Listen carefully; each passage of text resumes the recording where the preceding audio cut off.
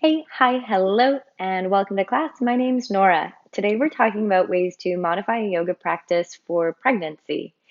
So whether you're a person who has already had a strong yoga practice prior to pregnancy, or if you're looking to start a yoga practice alongside your pregnancy, we'll talk about ways to work with that and ways that you can still come to regular yoga classes that aren't focused only on prenatal yoga and still keep yourself safe and modify for yourself. So let's get right into it. Number one, guiding rule of everything that is going to happen in this session.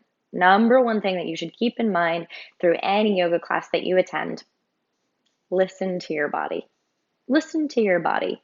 Any class that you attend, of course, there's going to be a teacher leading it, but I want you to think of them as a guide, and you are the teacher for your own practice. So only you can know what's going on in your body. Only you can know what feels good or what doesn't feel good. So if something doesn't feel good, stop. That's the number one rule. Number one rule. Even if what you're doing is like a modification that I am saying should be safe for you and should feel good in your body, if it doesn't feel good, don't do that modification. Let your body rule above any other wisdom that anyone else is providing for you. You have the most wisdom in this situation. Keep that in mind. Cool. Let's move on to kind of our general guidelines for things that you should be aware of.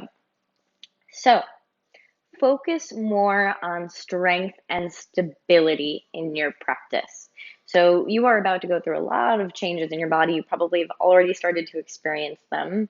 And at the end of all of that, you are going to go through a transformative experience of labor. And you need to build up your strength and your ability to connect to your center. Use this time in your yoga practice to build up those skills. Both physical strength, but also mental endurance, both physical stability in terms of balance, but also the ability to juggle lots of things. It's coming up with a new baby coming. You're going to be juggling a lot of stuff.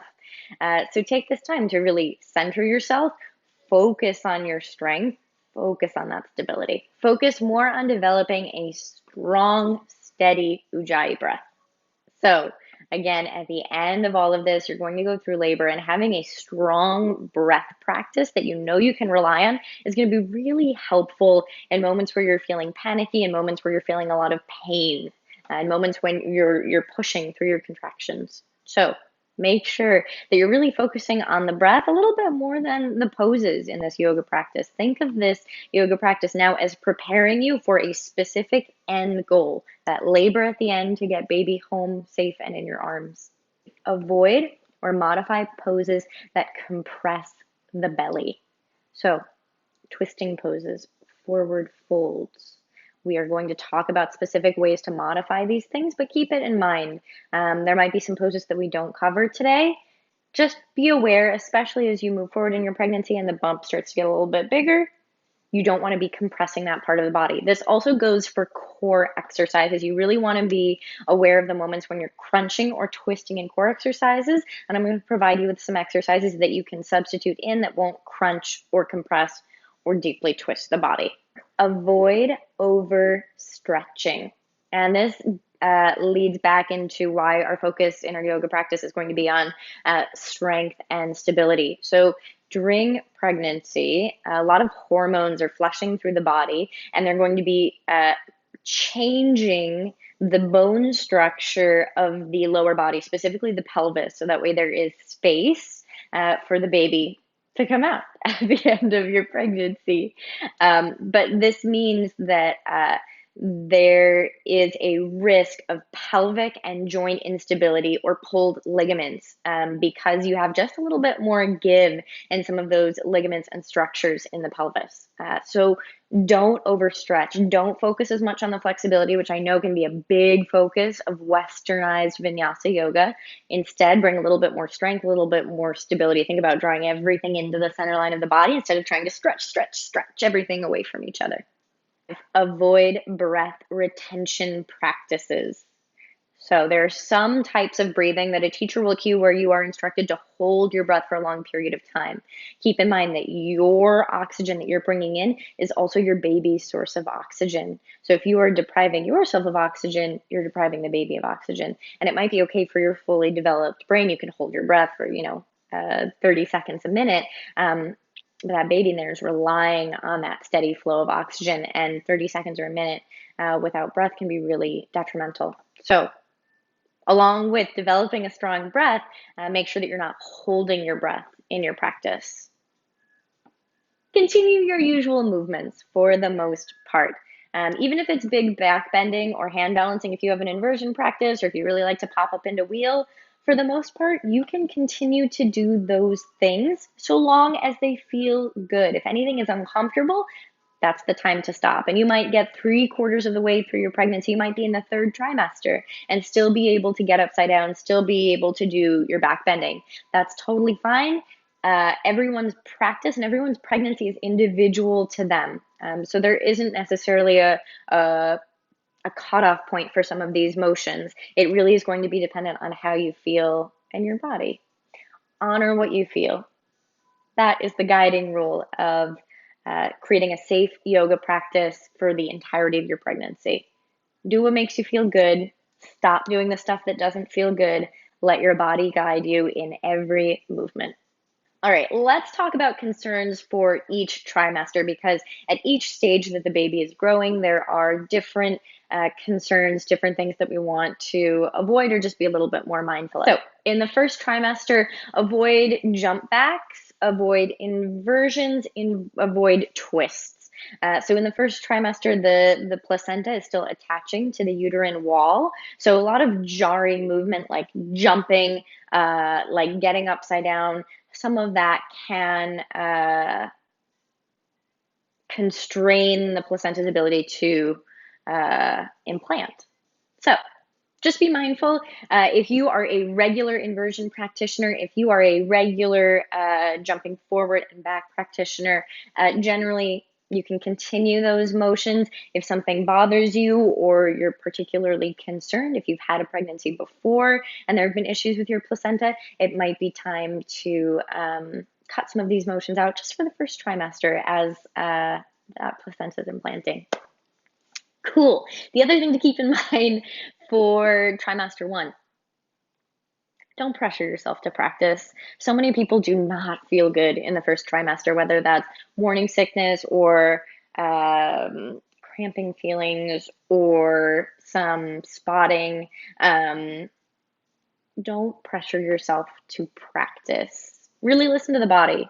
So not just listening to the body on the mat when you're moving, but also listening to the body off the mat. If you plan to go to a class one day, and then 10 minutes before class, you're like, I do not feel good. I do not want to do this. My body does not want to move.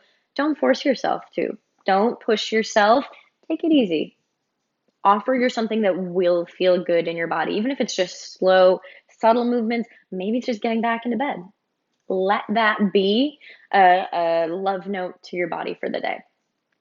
And remember that just because you don't feel good in the first trimester doesn't mean you won't feel good in second and third trimester and want to continue your practice then. Just because you've stopped practicing for a number of weeks in the first trimester doesn't mean you can't resume your practice later on in the pregnancy. Second trimester, number 2.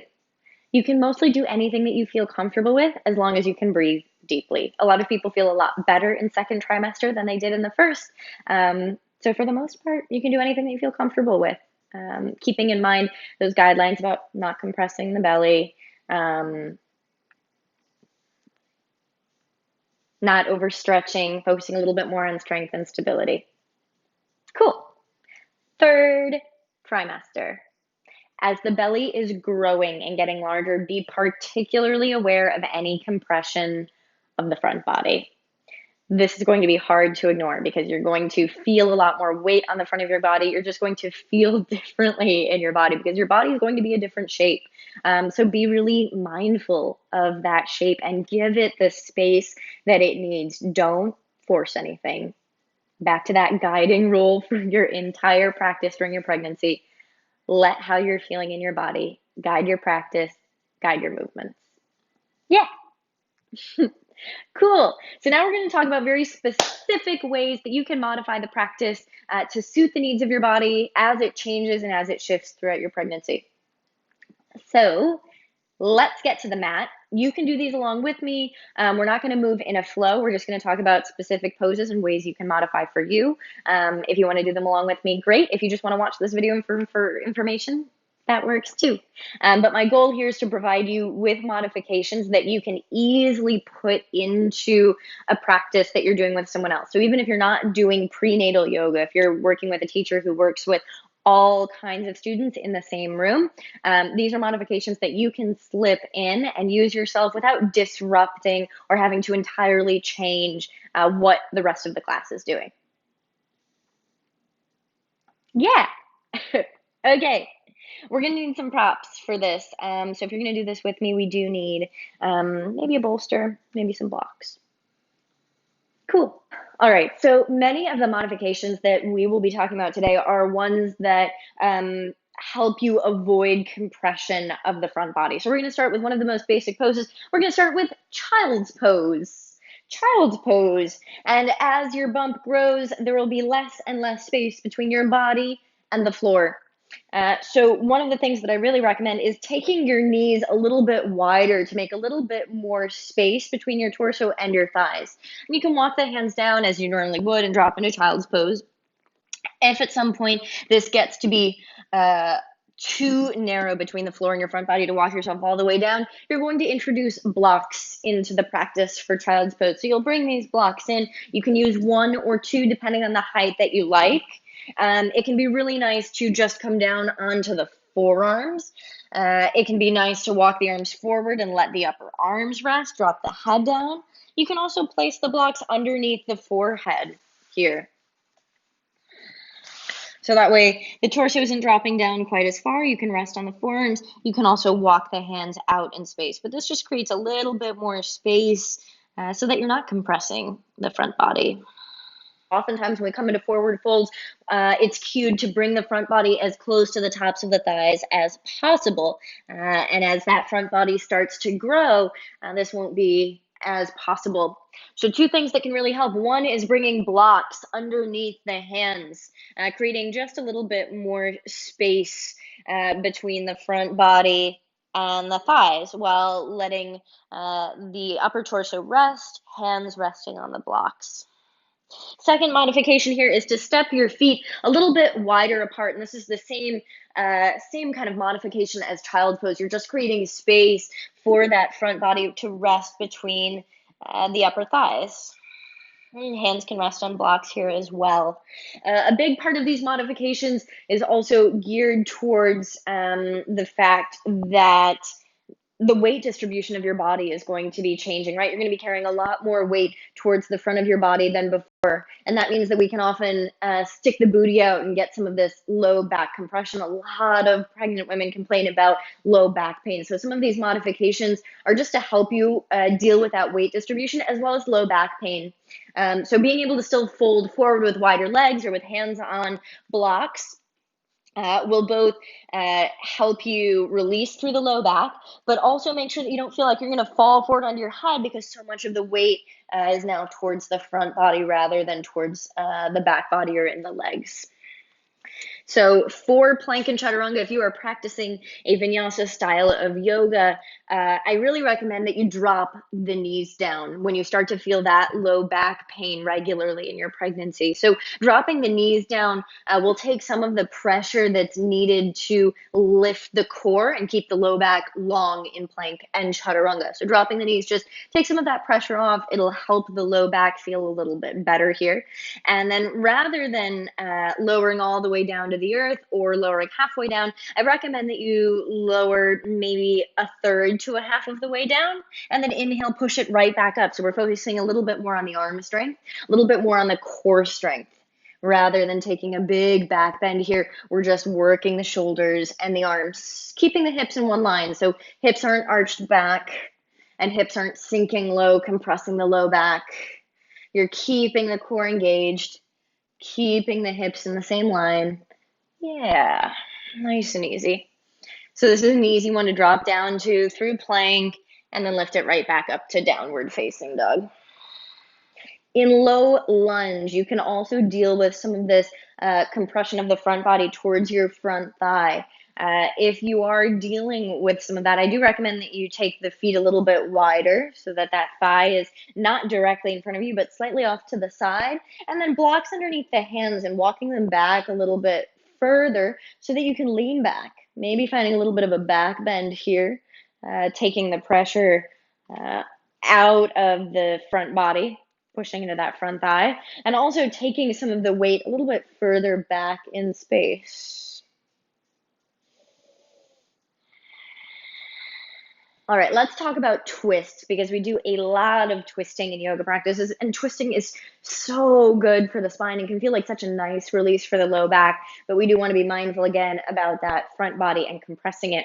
So oftentimes we find ourselves in prayer twists with the arms closed, the torso close to the tops of the thighs in Vinyasa Yoga. To modify this, you can still take a twist, but I recommend that you take the arms open, that you're twisting from the core, and that you're keeping the chest open wide. So not coming quite as low down, keeping yourself a little bit more lifted up through the chest, a little bit taller here, and then just arms open wide. This is a great modification if you have a symmetrical twist, meaning the legs are in the same position. If you have a twist where one leg is forward and one leg is back, like a lunging twist, high lunge or low lunge, typically we twist towards your front knee in a twist like this. As the belly starts to expand, making room for baby, you may want to start to take your twist the opposite direction. So you're not twisting towards the front thigh, turning the belly into your front thigh, but twisting away from it. And that can feel really nice. You're still getting that twisting motion, still getting that nice, healthy spin through the upper chest, but you're not compressing the front body. All right, let's talk about core. Let's talk about core because it is important for you to keep your core strength up, to continue some core exercises, but you don't want to push too hard. Many times, sometimes this just happens naturally with pregnancy, and sometimes it comes from pushing too hard in the pregnancy, pushing your core too much. Diastasis recti. If you think about the core as having kind of this central line through the center of it that divides our rectus abdominis into kind of our six-pack abs that we traditionally think about as our core, sometimes these core muscles start to spread apart as the belly expands. Sometimes it happens naturally, and sometimes it happens because people continue strong core exercises, and those muscles are soft, they're malleable. And when we continue our strong core exercises, sometimes it then forces the internal organs out between that space between the core muscles. It can be very hard then to recover core strength after pregnancy. So we want to make sure that you're still able to tone the core without pushing too much. We don't want to find that diastasis recti, that spreading of the abdominal muscles. We want to try to prevent that from happening. So keep in mind that the body's malleable in the lower half as things are moving around to make space for the baby. But also keep in the mind that we're working on strength and stability so that by the end of your pregnancy, you are feeling strong and ready to deliver baby to your arms. Let's talk about core. Let's talk about core exercises. So number one is to come back to that plank pose position, knees down. This is a great one. You're still working a strong core here, just trying to keep the body in one line. You're also working the shoulders and the upper back. But of course, if you're doing these for chaturangas, you might not also want to do these for core work. So we'll talk about alternatives as well. Similar position, you're going to take the knees down, but you're going to swivel both of your shins over to the right. Over to the right. You're kind of resting on the right knee, the left knee is stacked on top. Right palm is on the floor. You can also do this down on the forearm if your wrists are bothering you. And we're just doing little lifts. You're going to drop the hips towards the ear and push them up. Lower and lift. You're toning the navel in as you push. And this is what it looks like if you have the palm down. So you're working the obliques. You're thinking about the core as a corset that holds everything together through the middle of the body. and all of it cinching together as you lift the hips away from the earth.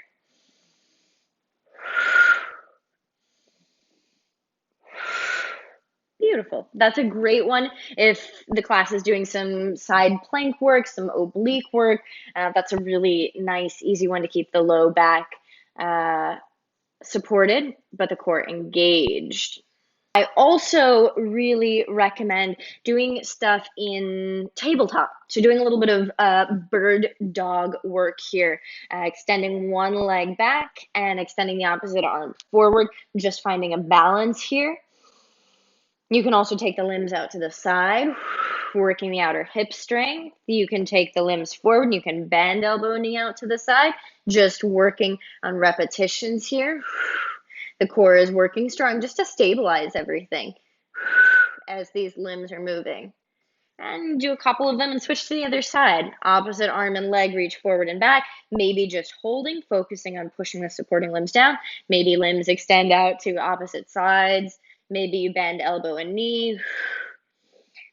A very common variation in normal yoga classes is taking elbow to knee underneath you. Keep in mind that this is going to compress the belly. So think about front body staying long and making sure that you're staying safe with any other movements that you're doing that aren't pulling the limbs into the front body. I also like to do a little bit of glute work here, maybe just kicking that heel towards the sky, toning things there. So lots of variations you can move within in tabletop. And again, even just to hold there with opposite limbs extending can be a really strong stabilizing and strengthening exercise. Last two core exercises are ideal for later on in your pregnancy. So when you're a little bit more limited in your mobility, the front body's really feeling heavy and extended, and you might be dealing with some of that low back pain. So I recommend that you sit up on a block or a bolster. You can take the hands, rest them on the hips, and this is easy. You're just going to do some spinal circles. Just some spinal circles. And you can see I'm going to turn to the side here. You can see that I'm arching the spine a little bit as I come forward and then rounding the spine a little bit as I go back. And you're breathing as you do this. The exhales do tone the navel in a little bit. This is just to bring a little bit of movement to the spine, but then also the core is working hard here to stabilize through all of this circular motion. You take a couple of circles this direction and then the opposite direction. Try to keep both sitting bones down on the earth. If there are any pain points here as you circle, go around those pain points, even if that means your circle starts to look a little bit more like a triangle. It is what it is. And don't put yourself in any kind of pain in the core work that you do during your pregnancy. All right, last exercise for the core. And this one I do really recommend that you do throughout your pregnancy because it involves the breath and integration of breath and core. But it's also really useful if you're like, I just don't have the energy to do any kind of movement. This is a really subtle movement that still provides a lot of strength and a deep connection to the center of who you are. So take a deep breath in. Exhale, pull the whole front body back towards your spine. Inhale through the nose. Focus on drawing the front body back in space. And that's all it is, in through the nose. Navel tones back. You know, maybe there's a day when you come to the mat and you're like, I can't handle any kind of movement today. This is a great exercise to do to feel like you're really getting some kind of prana, some kind of energy flowing through the body without having to do too much effort.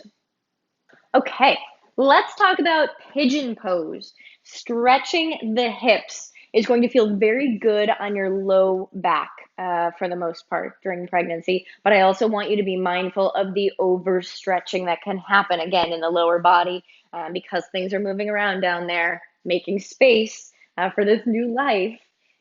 Can mean that there's a tendency towards pulls, tears.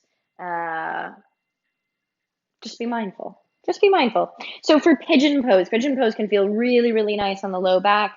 I do recommend that you elevate your hips a little bit so there's more space for the belly in front of you. My favorite way to elevate is with a bolster lengthwise underneath the hips. So you'll take one leg ahead and one leg behind this front leg. You'll slide the heel over towards the opposite side of the mat. Bring the hands forward, drop the knee down. Hips are on top of that bolster. You're welcome to stay seated upright. You can also come down to the forearms, perhaps maybe forearms on blocks. If you don't have a bolster at home, remember that you can always just use a normal pillow. I like to use kind of a stack of couple pillows, maybe folding a pillow in half. That can also feel good. If you prefer to use blocks, we'll also talk through that variation as well. So you'll take a block underneath one hip and under the thigh of the other leg. So if we're taking the same side of that pigeon that we just took, you'll take one block underneath the right hip, underneath the right thigh, and then you'll take the other block underneath the left thigh. And this, I feel like, does provide a little bit more lift, a little bit more height away from the earth. So if you're reaching the end of your pregnancy, a little bit more space might be necessary. Let's talk about belly back bends because they do come up very frequently in yoga classes. So especially after the first trimester, I really recommend that you don't take any more belly back bends, no more laying on the front body on the floor. This might also mean for you the end of doing upward facing dog. Even though the belly isn't touching the floor, it might feel like too big of an extension, or it might be uncomfortable in the low back. Listen to that. Don't force yourself into upward facing dog. There are easy modifications you can take. So the first one that I really recommend is cow pose. Simply coming to hands and knees, dropping the belly, pulling the heart forward, lifting the chin, lifting the gaze. And from here, you can tuck the toes and lift the hips up and back to downward facing dog. So that's a really, really easy transition. If you want a little bit more, if you're looking for a bigger back bend than what cow pose provides, you can extend one leg back, stretch the opposite arm forward, drop the belly as you lift the limbs up towards the sky, reach back and catch the foot. As you catch the foot, kick the foot back in space, take your heart forward. Now, I don't recommend this if you haven't had a yoga practice before pregnancy. This requires a lot of stability, a lot of core strength. So this is something that I really recommend only if you've already got a strong practice, you've got a strong back bending practice. But this can also be nice if you like a little bit of a bigger back bend. Final belly down back bend variation that I really, really recommend, this one I like a lot, is to come to camel pose. So I'm going to actually walk you through what a chaturanga would look like if you're modifying it. So say we just came from we were in a high lunge position, and the instructor cues you to bring the palms to the floor, step back into plank. Drop your knees down, lower halfway down, inhale, push up, walk the hands back, we rise up on the knees, hands come to the low back, fingertips towards the floor, putting them in your back pockets. Hips push forward, squeeze the glutes. Think strength and stability through the lower body. Lean the upper back back in space for camel pose. Maybe a breath or two here. And then pull the navel into the spine as you rise back up to a neutral spine. You can plant the palms on the earth from here and step back into downward facing dog.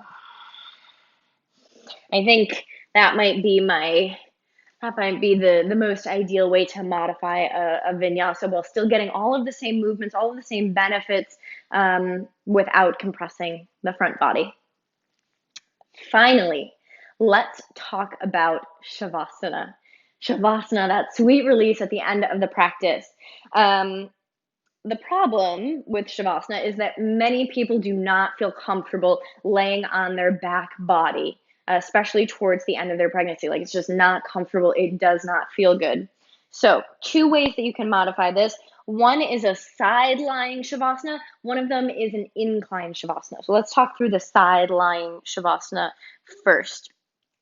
You'll need 2 props for this. We're going to lay on our left side because that is what is recommended by doctors. Laying on the right side can cause some kinds of complications. So left side is a safer bet.